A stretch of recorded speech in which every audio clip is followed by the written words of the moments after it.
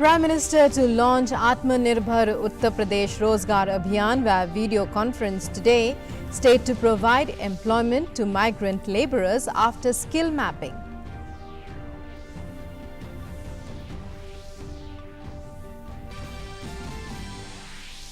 India slams China for violating peace agreements and deploying large number of troops along LAC in Ladakh, says military and diplomatic contacts are continuing.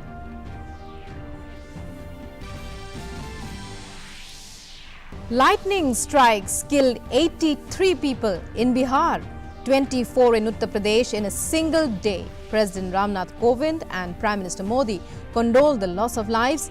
Chief Ministers express condolences to the deceased families. Ex gratia of 4 lakh rupees for next of kin announced. Indian Railways cancels all regular train services not operational at present till August 12th. Those who have booked tickets for the services between July 1st to August 12th will get the full refund, says the Railways. All 230 special trains will continue as scheduled.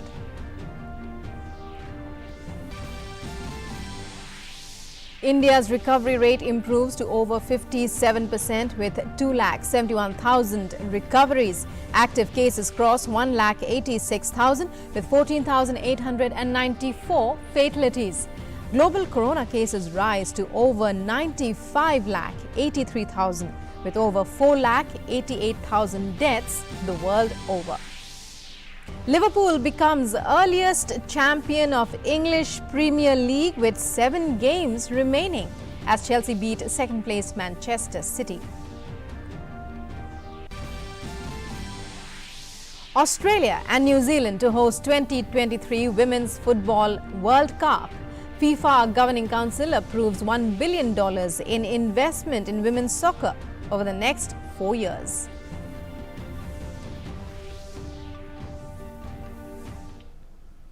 Hello and welcome to this edition of the news. I'm Rukma and our top story. Prime Minister Narendra Modi will launch Atma Nirbhar Uttar Pradesh Rojgar Abhiyan today to provide employment to migrant labourers after skill mapping. The aim is to provide employment to each and every migrant worker who lost his or her job during the COVID-19 pandemic. The PM had also launched Garib Kalyan Rojgar Abhiyan last week. Coming as a boon for the migrant workers, Prime Minister Narendra Modi is all set to launch Atmanirbhar Uttar Pradesh Rojgar Abhiyan on Friday 26th June. The Atmanirbhar Uttar Pradesh Rojgar Abhiyan will be launched via video conferencing in the presence of the Chief Minister of Uttar Pradesh. Various ministers of UP government will also participate in the virtual launch. Prime Minister will also interact with villagers from 6 districts of Uttar Pradesh. Villagers across all districts of Uttar Pradesh will join this program through the common service centers and Krishi Vigyan Kendras, maintaining the norms of social distancing in the wake of the COVID-19 pandemic. Nearly 30 lakh migrant workers in Uttar Pradesh have returned home because of the pandemic, and over 31 districts have been returned of almost 25,000 migrant workers. Out of these, 5 districts are aspirational districts. Through this package, the government of Uttar Pradesh has envisaged a unique initiative which dovetails programs of Government of India and the state government while creating partnerships with industry and other organizations. This Abhiyan is focused towards providing employment, promote local entrepreneurship and create partnership with industrial associations and other organizations to provide employment opportunities. News 9 Desk, DD India. And Ashutosh joins us with more from Gonda. Ashutosh, a very good morning to you. The Prime Minister will be launching Atma Nirbhar Uttar Pradesh Rojgar Abhiyan today. It's a major boost for employment in the state of Uttar Pradesh for migrant labourers, for returning migrant labourers. What are the kind of preparations? Has there been any outreach program in order to initiate to spread awareness about the Abhiyan that is launched today among migrant labourers there? बिल्कुल रुकमा, जिस तरीके से उत्तर प्रदेश सरकार ने जो है प्रवासी श्रमिकों के लिए आज एक बड़ा कार्यक्रम का जो है उद्घाटन करने जा रही है, और जिस तरीके से प्रधानमंत्री इसमें शामिल हो रहे हैं, उत्तर प्रदेश सरकार का जो उद्देश्य है वो साफ और सीधा है कि जिस तरह से इस कोरोना महामारी में उत्तर प्रदेश में एक बड़ी आबादी, बड़ी संख्या जो है बाहर के राज्यों में काम करने के लिए जाती है, वहाँ सर उनको वापस उनके गांव तक सुरक्षित पहुंचाना और इस महामारी में उन्हें बचाना, और उसके साथ ही उनको जो है खाद्यान्न के साथ अब रोजगार की बारी आती है। योगी आदित्यनाथ का साफ तौर पर यह मानना है, मुख्यमंत्री का, उत्तर प्रदेश सरकार का, कि ये जो बाहर हमारे श्रमिक काम करते हैं ये उत्तर प्रदेश की पूंजी है। अगर बाहर श्रम करके वहां से पैसा कमा करके उत्तर प्रदेश में भेज सकते हैं तो यह पूंजी जो है इन श्रमिकों को यहीं पर रोका जाए। और इसके लिए जो आज का कार्यक्रम है उस कार्यक्रम में छोटे और लघु उद्योग, साथ में उत्तर प्रदेश में चल रही विभिन्न परियोजनाओं में इन सारे श्रमिकों को जो है रोजगार उपलब्ध करवाना सरकार की प्राथमिकता है। जिस तरह से योगी सरकार और केंद्र सरकार ने अभी पिछले दिनों जो है उद्योगों के लिए सहायता की राशि घोषित की, उन उद्योगों को उत्तर प्रदेश सरकार प्रोत्साहित कर रही है कि आप ऋण लेकर के अपनी उत्पादन क्षमता, अपनी औद्योगिक इकाई को बढ़ाएं और उस इकाई में रोजगार उपलब्ध कराएं, जिससे कि इन प्रवासी मजदूरों को रोजगार मिल सके। योगी सरकार का साफ तौर पर यह मानना है कि अगर इन श्रमिकों को यहाँ पर रोका जाएगा तो जो पूंजी ये बाहर से यहाँ भेजते थे उन उद्यम का विकास होगा, और साथ में जो उत्तर प्रदेश सरकार की एक योजना है एक जिला एक उत्पाद की, वन डिस्ट्रिक्ट वन प्रोडक्ट की, उसको भी मजबूती देने में कहीं न कहीं जो है सरकार सफल होगी। सरकार ने एक डाटाबेस तैयार करने का प्लान किया है, लगभग 36 लाख उन मजदूरों को कि इसकी मैपिंग का काम किया गया है कि उनमें क्या कुशलता है। इसके साथ ही जो मजदूर स्किल्ड नहीं है, जो श्रमिक स्किल्ड नहीं है, उनके लिए किस तरह से काम उपलब्ध कराया जाए, उसके लिए जो है उत्तर प्रदेश में विभिन्न सारी परियोजनाएं चल रही हैं, चाहे वो पूर्वांचल एक्सप्रेस वे हो, चाहे बुंदेलखंड एक्सप्रेस वे हो। इसके अतिरिक्त जो है मनरेगा की स्कीम है, रुकमा मनरेगा स्कीम में बड़े पैमाने पर योगी सरकार ने जो है लोगों को रोजगार उपलब्ध कराया और कहीं न कहीं लगभग 1.25 करोड़ रोजगार उपलब्ध कराने की उत्तर प्रदेश सरकार की मंशा है। आज 11 बजे जब प्रधानमंत्री वर्चुअली जो है इस कार्यक्रम का उत्तर प्रदेश आत्मनिर्भर का उद्घाटन करेंगे, उसमें विभिन्न सारी इकाइयों के लिए ऋण मुहैया कराया जाएगा, मजदूरों को रोजगार दिया जाएगा और इसके साथ कई सारी स्कीमों का ऐलान किया जा सकता है। Rukma. Right, well, lots in store for people, for migrant laborers in particular in Uttar Pradesh today, as the Prime Minister in a short while from now, in a few hours from now, in fact, Ashutosh will be launching this major Abhiyan. Thank you very much for joining us. Moving on, India has slammed China for violating peace agreements and deploying large number of troops along the line of actual control in Ladakh. In a briefing, the External Affairs Ministry spokesperson Anurag Srivastav reiterated that it has been the Chinese action thus far which has led to increased tension in the region and also to the violent face-off of 15th of June with casualties. The MEA spokesperson also said that after the deadly clash of June 15th, both sides remain deployed in large numbers in the region while military and diplomatic contacts continue. The Indian side has never undertaken any actions across the LAC and has never attempted to unilaterally change the status quo. However, that has not been reciprocated by the Chinese side, and that from time to time has led to face-offs. The conduct of Chinese forces this year has been in complete disregard of all mutually agreed norms. The deployment of large body of troops and changes in behavior has also been aggravated by unjustified and untenable claims. The recent shift in the Chinese position on the Galwan Valley is one example. The maintenance of peace and tranquility in the border areas is the basis of our bilateral relationship. It is imperative that the established mechanisms are used by both parties to address the current situation. Lightning and thunderstorms were witnessed in various parts of Bihar and Uttar Pradesh yesterday. In Bihar, 83 people lost their lives, with Gopalganj district reporting the highest number of casualties. State Chief Minister Nitish Kumar has announced a 4 lakh rupees ex gratia each for the families of those killed. Nitish Kumar has also appealed to people to remain alert in the state and stay indoors as far as possible during bad weather conditions. He also asked them to follow advisories issued by the Disaster Management Department in this regard. IMD has issued warning of isolated extremely heavy rainfall in Bihar till June 27th. Again, in Uttar Pradesh, 24 people were killed, with the most number of deaths reported from Deoria district. State Chief Minister Yogi Adityanath has announced 4 lakh rupees ex gratia each for the next of kin. He has also directed officials to provide best healthcare facilities to those injured. The IMD has issued warning of isolated heavy to very heavy rainfall, very likely over East Uttar Pradesh till June 29th. Lightning has also caused widespread damage to homes, belongings of residents and livestock in both the states.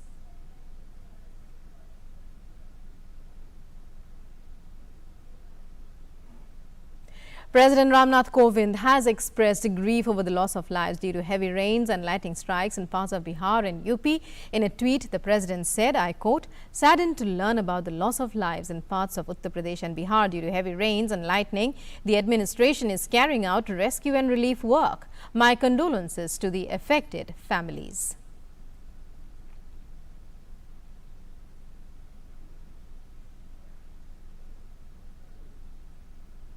Prime Minister Modi has also expressed grief over the loss of lives due to heavy rain and lightning strikes in parts of Bihar and UP. In a tweet, the PM said, I have received tragic news about the death of many people due to heavy rain and lightning strikes in some districts of Bihar and UP. The state governments are engaged in relief work. I express condolences to the families who have lost their loved ones in this disaster.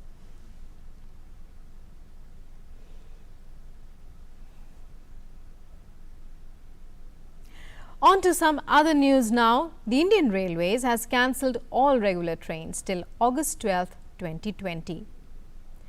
In a notification issued yesterday, it said those cancelled include regular timetabled passenger services, including suburban services. All special Rajdhani, mail and express trains, however, will continue to operate. Railways have clearly said that it has only enabled full refund for trains which are not being operated and for which tickets have been booked prior to lockdown and up to April 14th. It stressed that no trains which are presently operational have been cancelled. Also, all 230 special trains will continue to run. As far as the running of more trains is concerned, the Railways is currently monitoring their occupancy position, and all will be informed and bookings will be carried out as and when the decision is taken about them. There is no blanket order ruling out running of more trains till the 12th of August. Indian Railways, in coordination with other ministries and state governments, is geared up to meet the challenge of providing protection to its frontline medical workers and other operational staff persons from the COVID-19 pandemic. It is using all its resources in a coordinated manner to create or upgrade its facilities. Railway workshops have taken up the challenge and manufactured PPE coveralls, sanitizers, masks, cots in-house. Raw material for manufacturing of these items was also procured by the field units. 1,91,000 PPE gowns, 66.4 kiloliters of sanitizer, 7.33 lakh masks or 7,33,000 masks have been manufactured by the Railways till the 24th of June. To further strengthen its preparedness, the Railways, in an order for PPE coverall, N95 masks, hand sanitizer and other items was centrally placed on HLL Life Care. Ministry of Railways has designated 50 railway hospitals as COVID-dedicated hospitals. Facilities at these hospitals were upgraded through procurement of medical equipment and other items to meet the challenge of the COVID pandemic. 5,231 railway coaches have already been converted to isolation coaches to serve as COVID care centers to augment the capacity of health infrastructure in the country. 960 coaches have so far been placed in service at several locations based on the requests received from the states. Railway operations and maintenance was not affected during the pandemic. Out vendors are also being supported to maintain their supply chain. A central team led by the Union Ministry of Health and Family Welfare Joint Secretary Love Agarwal will visit Gujarat, Maharashtra and Telangana beginning today till the 29th of June. The team will interact with state officials and coordinate with them to strengthen ongoing efforts for management of COVID-19. In a significant ramping of testing facilities across the country, India now has 1,007 diagnostic labs. These include 734 in the government sector and 273 private labs. From limited COVID-19 tests in January 2020, 207,871 tests were conducted in the past 24 hours, taking the cumulative tests to more than 75 lakhs at 75 lakhs 60,782. During the last 24 hours, a total of 13,012 COVID-19 patients have been cured.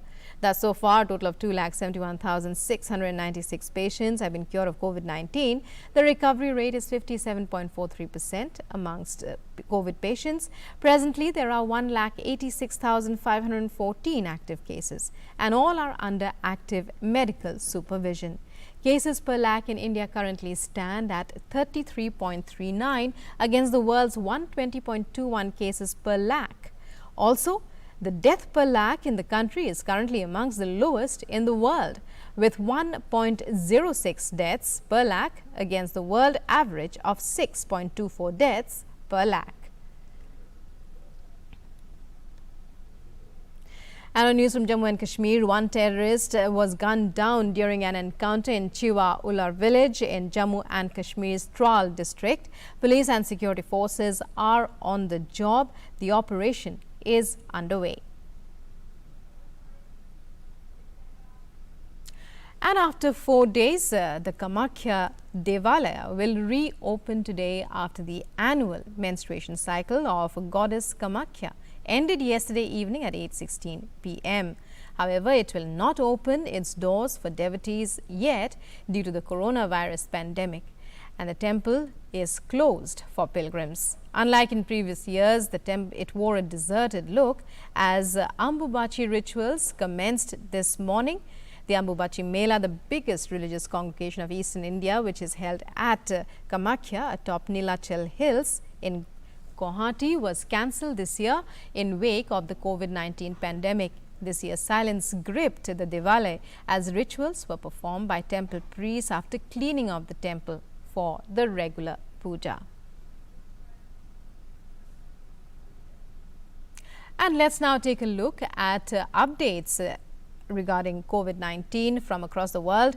Over 95,80,000 people have tested positive for COVID-19 globally so far, while over 4,88,000 have lost their lives. The United States continues to remain the worst affected as far as number of confirmed cases, followed by Brazil and Russia. Over 24,16,000 people have tested positive across the US, while over 1,22,000 have died due to COVID-19 so far. Brazil has recorded more than 54,000 deaths and over 12,88,000 confirmed cases, and is trailing behind the United States in both categories, while Russia has reported over 6 lakh confirmed cases.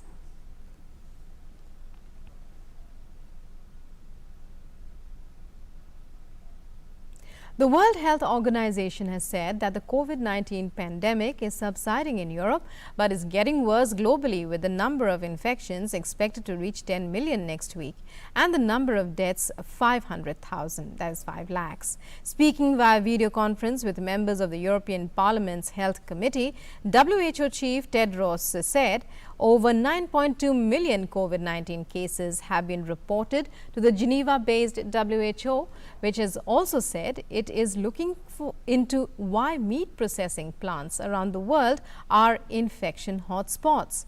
Germany and Britain have recently been affected, and in many rural parts of the United States, meat packing plants have been the main source of infection.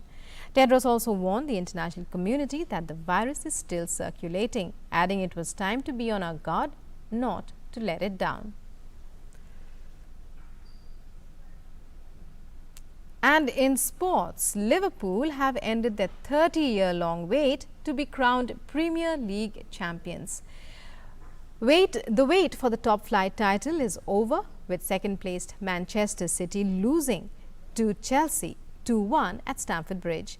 This is Liverpool's 19th top flight title and their first since 1989-90. Liverpool has won 28 of the 31 matches so far.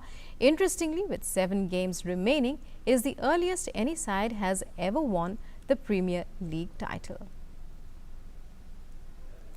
And Tapas now joins us with more on this story. Tapas, well, a number of firsts for Liverpool, winning the EPL with 7 games remaining, becoming the earliest winner of the English Premier League, and then it comes after a wait of 30 long years. Tell us how it happened. Absolutely, we were bang on there. So from 1973 to 1990, Liverpool were a dominant force in the Premier League division, in fact, winning 11 times in that particular period. But from then, the 30-year-old wait, the 30-year-old drought was finally came to an end. And this team has the potential to surpass any of the achievement. Remember, Manchester United in 2001, Manchester City's 2017-18 last season's achievement can be surpassed. Both these teams have won the league title with 5 games to spare. This time, Liverpool went one step better. It won the Liverpool the title with 7 games to spare. So, that's one of the most important aspect of this particular team. Remember when 2017-14 they looked close a couple of times, especially 2013-14 as well as last year. But last year the City's amazing fortune made sure that they came up just short of that. But this time, Jurgen Klopp, after his arrival in 2015, has made sure that no more hiccups going to take place, and he came with a pedigree. Remember, he came with a pedigree of leading Borussia Dortmund to win the Bundesliga titles and also the 2013 Champions League final. So he had the pedigree, and he believed in a beautiful game. So but to be fair, Tapas, Liverpool was playing with some top-notch players and absolutely bang on there. Right. There. Yeah. You are bang on there. In fact, I was coming to that. It is also about not just about the play, but also about how you bring up a team. The way in the transfer market when Jurgen Klopp came, he got the all-important Mohamed Salah, Sadio Mane to sign during. Also, Roberto Firmino joined shortly, and these 3 players. Remember, these 3 players in the last 3 seasons has scored 211 goals, and that's a massive number of goals. 92 for Salah, 65 for Mane, and 54 for Firmino. So these 3 has actually led from the front. I mean, there is no other team better than Liverpool right now when it comes to the attacking formation. Now, also exactly, Tapas. You got amazing goalkeeper, centre back, Virgil van Dijk. So overall, this team has done exceedingly well. 30-year, the drought has finally come to an end for Liverpool. Yes, Tapas, thank you so much for giving us that information and that an analysis of how it all happened. And that's all we have time for in this edition of the news. News and updates continue on DD News and DD India. Namaskar.